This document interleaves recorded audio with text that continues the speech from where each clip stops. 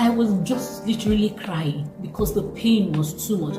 At that point, I'd start feeling some, this intense menstrual pain.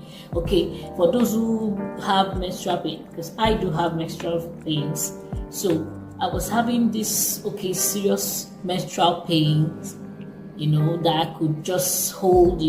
I would still just scream a bit and hold myself. Then they were piercing all over my hand looking for veins. At that point, I started crying. Like, what's going on here?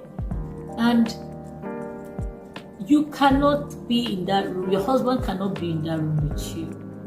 Men are not allowed to come into the room of delivery as where you're delivering. Because if my husband was there, maybe somebody to encourage you, somebody that that was close to you, it was nothing like that.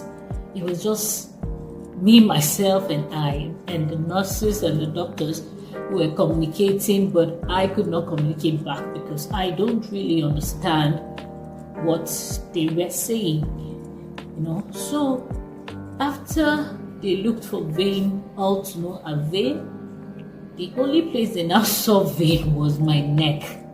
Wow. That was my first time of seeing that.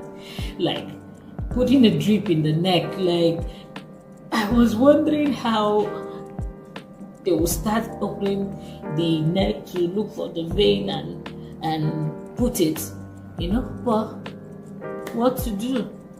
The doctor came and searched and said the next thing they were already cutting and putting the drips and everything. Oh my God. It wasn't funny. It wasn't funny.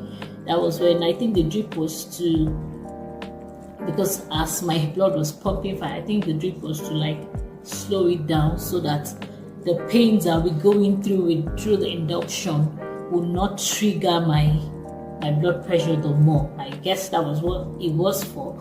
So when they inserted the line for the drip, they now put the drip and all.